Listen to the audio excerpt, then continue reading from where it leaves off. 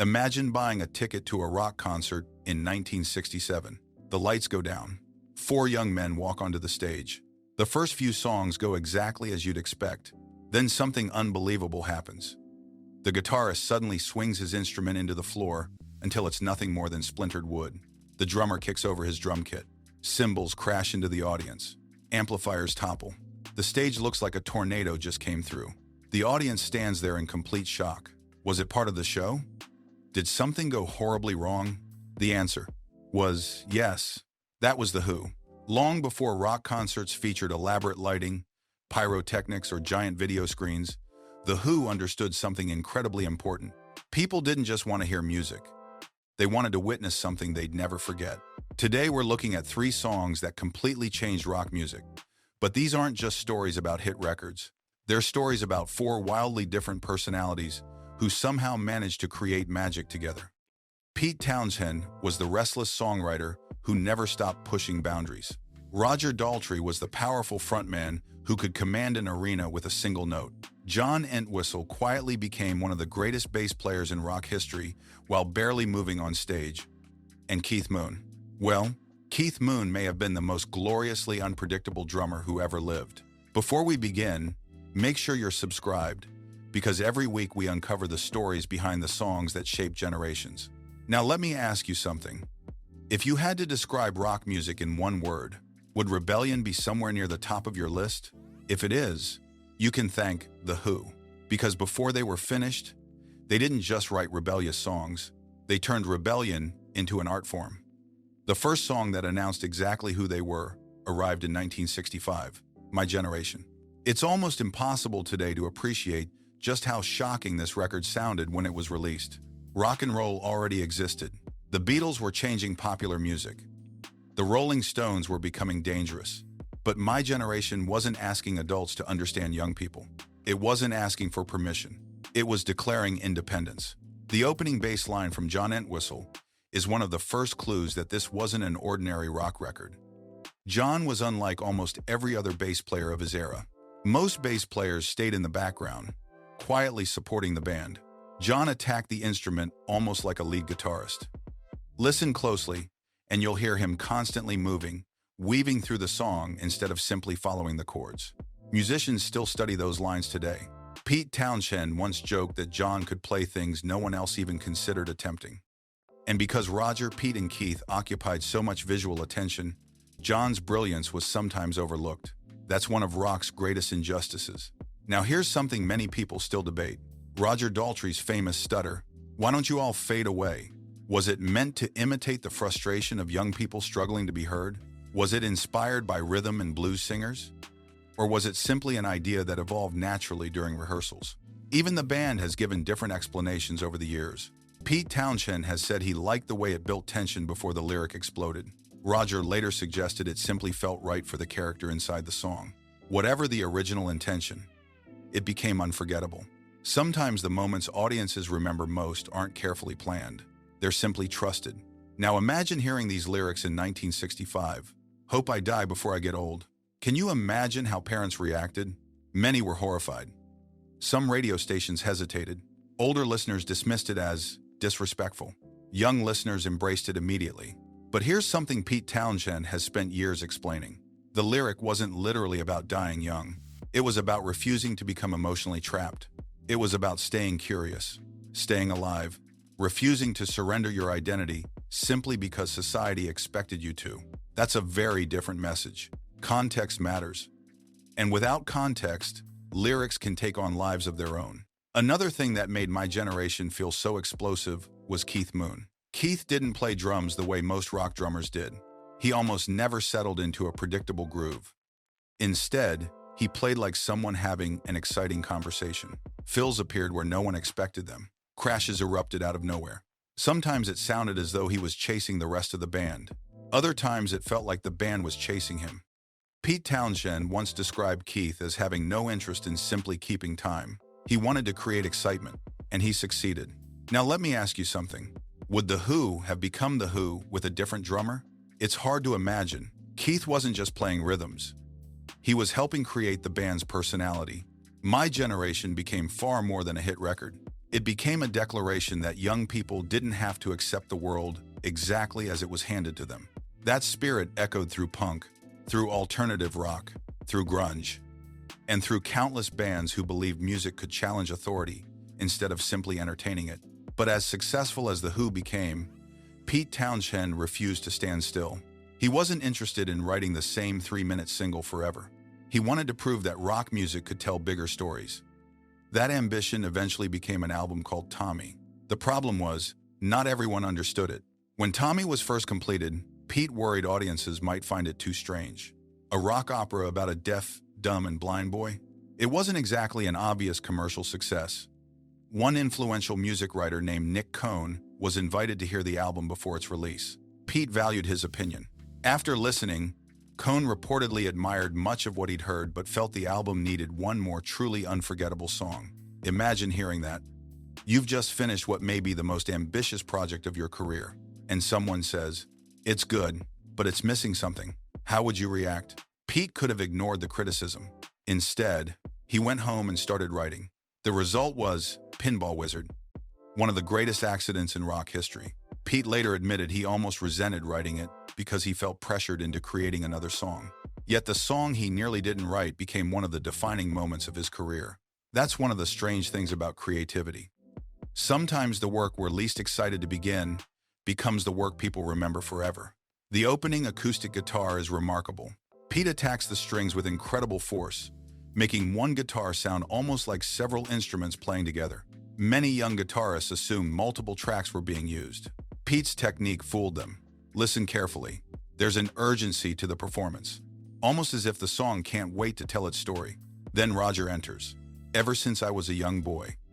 Within seconds, you're completely inside Tommy's world.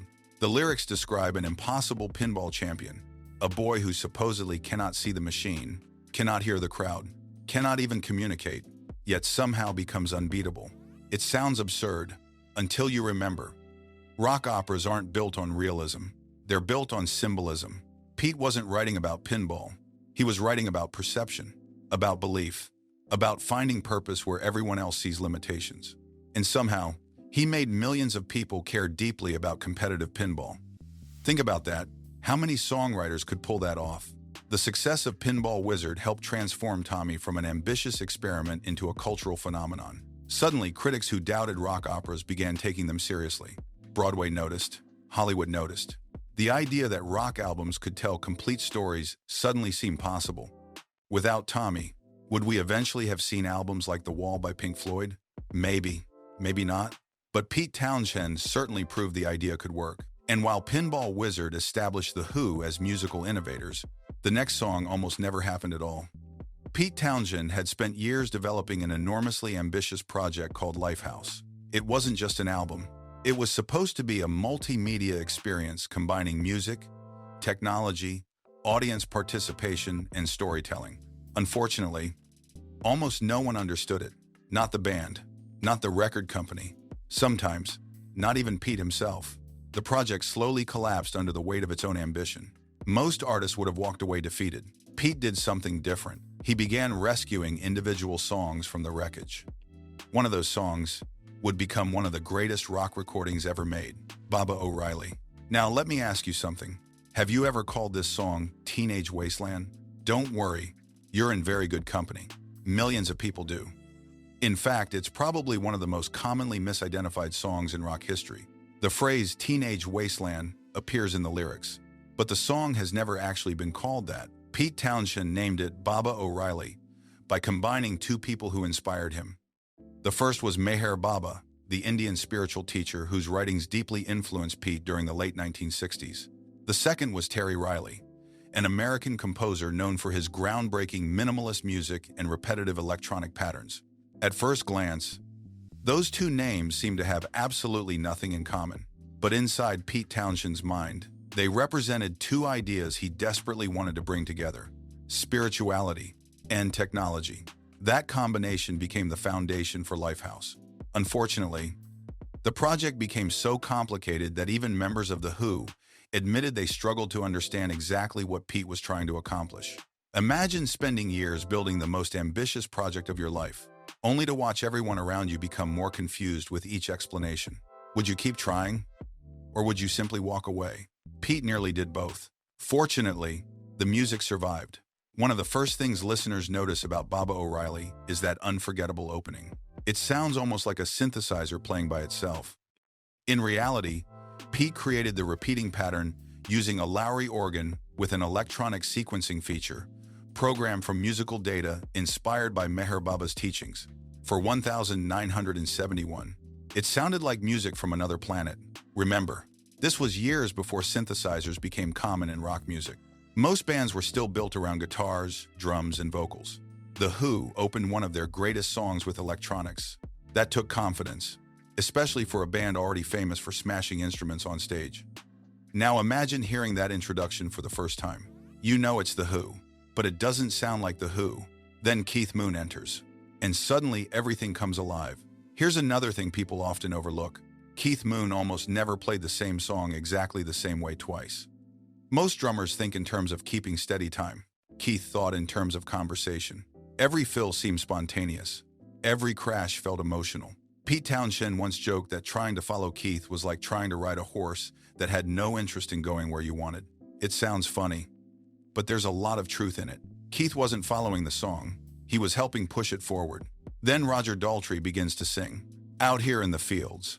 The power in Roger's voice is remarkable. He doesn't sound angry.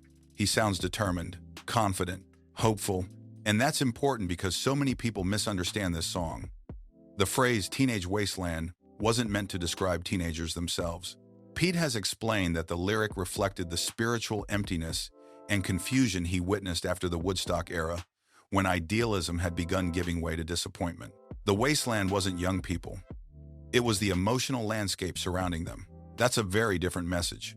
It's amazing how one misunderstood phrase can completely change the meaning of an entire song. Now think about your own favorite songs. How many lyrics have you been singing for years, without really knowing what they mean? We've all done it. That's part of what makes music so fascinating. Sometimes we connect emotionally long before we understand intellectually. Then comes one of the most unexpected moments in classic rock. Just when you think the song is ending, a violin appears. Not an orchestra, not a string section. One lone violin.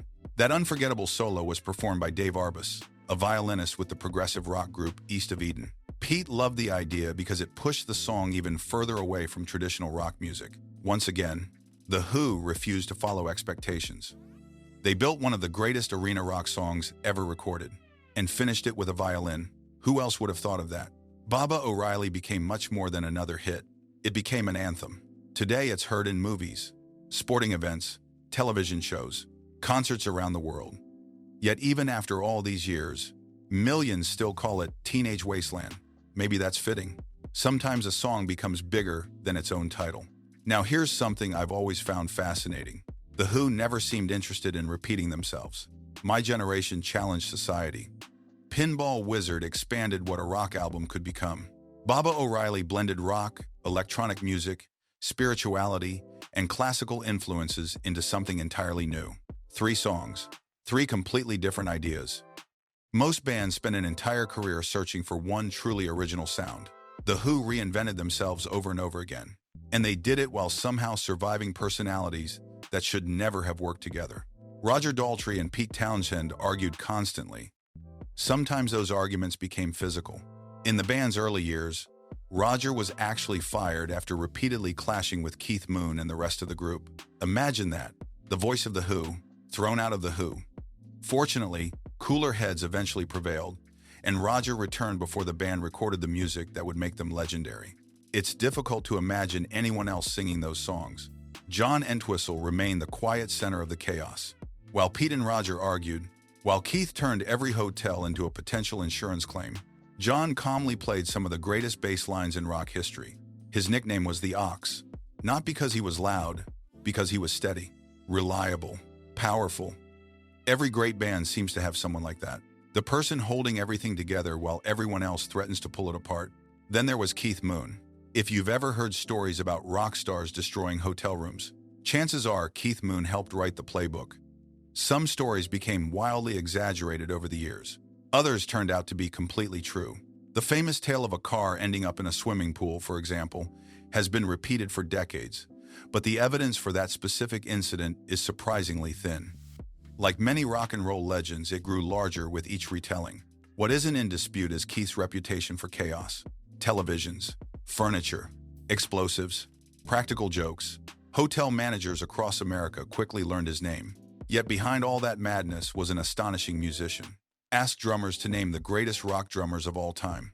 Keith Moon almost always appears near the top of the list. Not because he played the fastest or the loudest, because nobody sounded like Keith Moon. His drumming was as recognizable as Jimi Hendrix's guitar or Freddie Mercury's voice.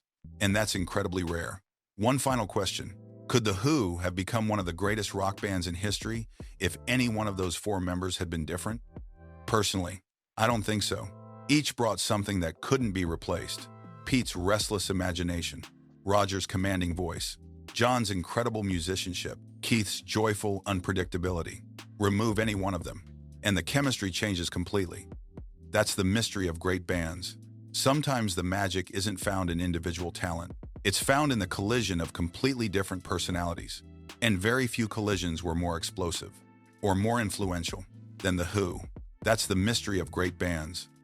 Sometimes the magic isn't found in individual talent. It's found in the collision of completely different personalities.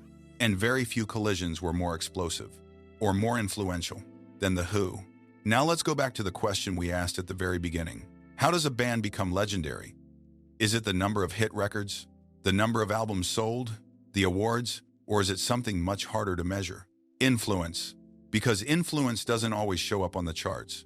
Sometimes it shows up years later. When another musician hears your records and decides to start a band, Pete Townshend didn't just write songs. He changed the way rock guitar was played. Before The Who, guitars were precious. You took care of them. You polished them. Pete treated his guitar like part of the performance. The famous guitar smashing wasn't originally planned as a publicity stunt. During an early performance at the Railway Hotel in London, Pete accidentally drove the headstock of his guitar into a low ceiling. The neck cracked, and instead of stopping the show, he finished destroying the instrument.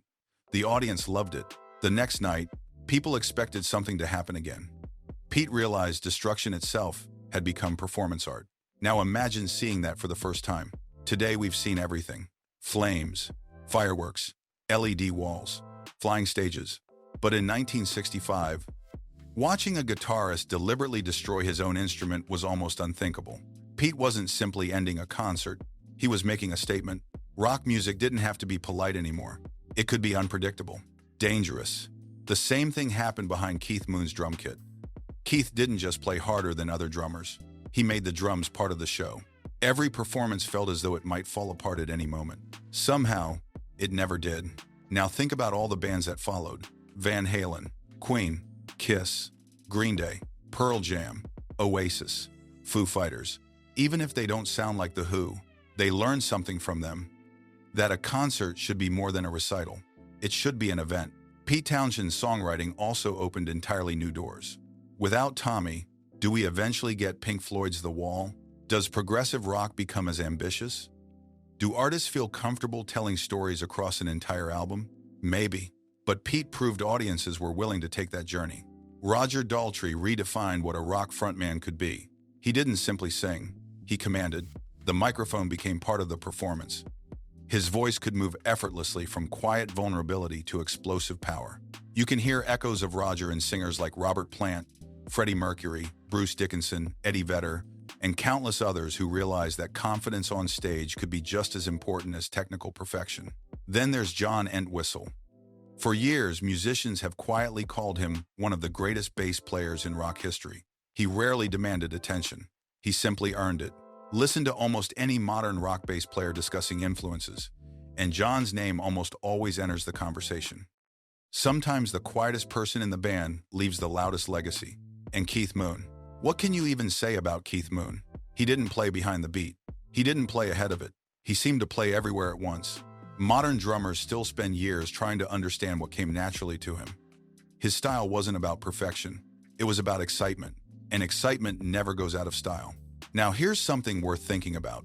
If you introduced a teenager today to my generation, would it still sound rebellious? Would Pinball Wizard still feel innovative? Would Baba O'Reilly still sound timeless? I think the answer is yes, Because great songs don't survive simply because they're old. They survive because every generation finds something new inside them. One hears rebellion, another hears hope, another hears incredible musicianship. That's the mark of truly timeless music. 3 songs, 3 completely different ideas. My generation gave young people a voice. Pinball Wizard proved rock could tell stories as boldly as books or films. Baba O'Reilly showed that technology, philosophy, and rock music could exist together in ways nobody had imagined. That's an astonishing legacy for just 3 songs. And yet, if you ask 10 Who fans to name the band's greatest songs, you'll probably get 10 different answers. Maybe your list includes Won't Get Fooled Again. Maybe it's Behind Blue Eyes. Perhaps Who Are You? Or Love, Rain or Me. That's the sign of a truly great band. The conversation never really ends, so now I want to hear from you. Did we choose the right 3 songs? Or would your list look completely different? Drop your 3 favorite Who songs in the comments. I read every one of them, and I'm always curious to see which songs mean the most to you. Because that's what makes classic rock so special. These aren't just old records. They're part of our lives. They remind us where we were, who we were with, and somehow, even after all these years, they still have the power to make us turn the volume up just a little louder. Until next time, relax, spark one up, and keep that turntable spinning.